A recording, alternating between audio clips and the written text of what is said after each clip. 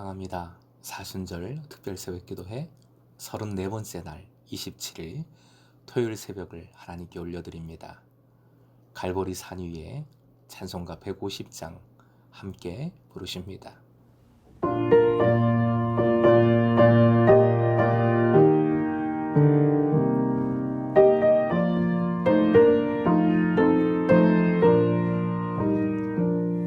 갈보리 산 위에 십자가 섰으니 주가 고난을 당한 표라. 험한 십자가를 내가 사랑함은 주가 보혈을 흘림이라.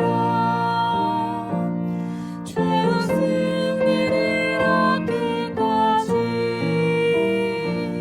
주의 십자가 사랑하리. 빛나며 흘리고 마디까지 험한 십자가 붙들겠네. 험한 십자가에 주가 흘린 피를 믿는 마음으로 바라보니 나를 용서하고 내 죄 사하시려 주가 흘리신 보혈이라. 죄의 승리를 얻기까지 주의 십자가 사랑하리. 빛나며 흘리고 마디까지 험한 십자가 붙들겠네. 이 시간은 이은지 집사님 기도 인도해 주십니다. 사랑의 하나님 아버지, 사순절 기간을 지나고 있습니다. 예수님이 십자가를 지고 가신 그 길, 우리를 구원해 주시기 위해 피를 흘리며 걸어가신 그 길, 마음속에 기억하고 매일매일 잊지 않고 감사하는 하루하루가 되길 원합니다. 저에게 그런 믿음의 힘을 주세요. 코로나19의 상황에 놓여 있습니다. 코로나19 상황 가운데 많은 사람들이 비대면 예배를 드렸지만 이제 상황이 좀 나아져 대면 예배를 드릴 수 있게 하여 주셔서 감사합니다. 비대면 예배를 드렸던 시간들 속에 예배를 드리러 성전에 올 수 있었던 기간을 기억하며 대면 예배를 소망할 수 있게 해주심이 너무 감사하고, 또 우리가 예배를 그냥 드리러 가는 것이 아닌 예배는 온전히 내 마음을 집중하여 드리는 것임을 깨닫게 해주신 것도 감사합니다. 매일매일의 삶이 바쁘지만 예수님이 십자가를 통해 우리를 구원하여 주셨고 천국을 소망할 수 있게 해주셨다는 사실을 잊지 말고 마음에 새길 수 있게 하여 주세요. 십자가의 피로 죄인에서 자녀가 될 수 있게 해주신 예수님의 크신 사랑에 감사드리며 예수님 이름으로 기도드립니다. 아멘. 허락하신 하나님 말씀 누가복음 23장 34절의 말씀입니다. 가상 7원 중에 첫 번째 말씀이지요. 누가복음 23장 34절 함께 읽겠습니다. 이에 예수께서 이르시되 아버지 저들을 사하여 주옵소서. 자기들이 하는 것을 알지 못함이니이다 하시더라. 그들이 그의 옷을 나눠 제비 뽑을세. 세 번역으로도 한 번 더 읽겠습니다. 시작. 그때에 예수께서 말씀하셨다. 아버지 저 사람들을 용서하여 주십시오. 저 사람들은 자기네가 무슨 일을 하는지를 알지 못합니다. 그들은 제비를 뽑아서 예수의 옷을 나누어 가졌다.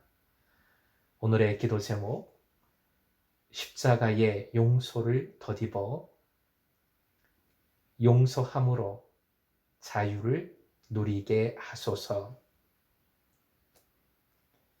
십자가의 용서를 덧입어 용서함으로 자유를 누리게 하소서. 이미 말씀드린 대로 오늘부터 시작해서 고난 주간 동안에 가상 7원의 말씀을 묵상합니다. 오늘은 가상 7원의 첫 번째 말씀입니다. 한 번 더 화면 보시고 함께요. 아버지, 저들을 사하여 주옵소서. 용서입니다. 용서하셨습니다. 가상 7원이라고 하니까 느낌이 좀 덜 다가옵니다.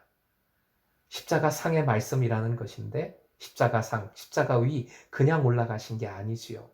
십자가에 못 박히신 상태, 우리는 주사바늘 하나도 두려운데 주님은 가장 끔찍한 고통을 겪으며 죽어가고 계시는 상황입니다.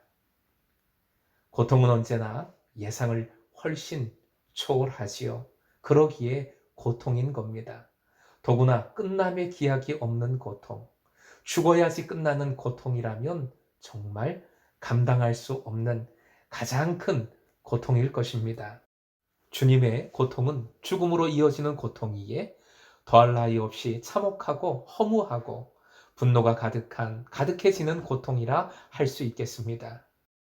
그 고통 중에 그 고통을 겪게 만든 이들을 향하여 주님은 용서를 구하고 계십니다. 아버지는 아들의 기도와 죽음으로 용서해 주십니다. 이 와중에도 군인들은 예수님의 옷을 제비 뽑아 나눠 갖고 있습니다.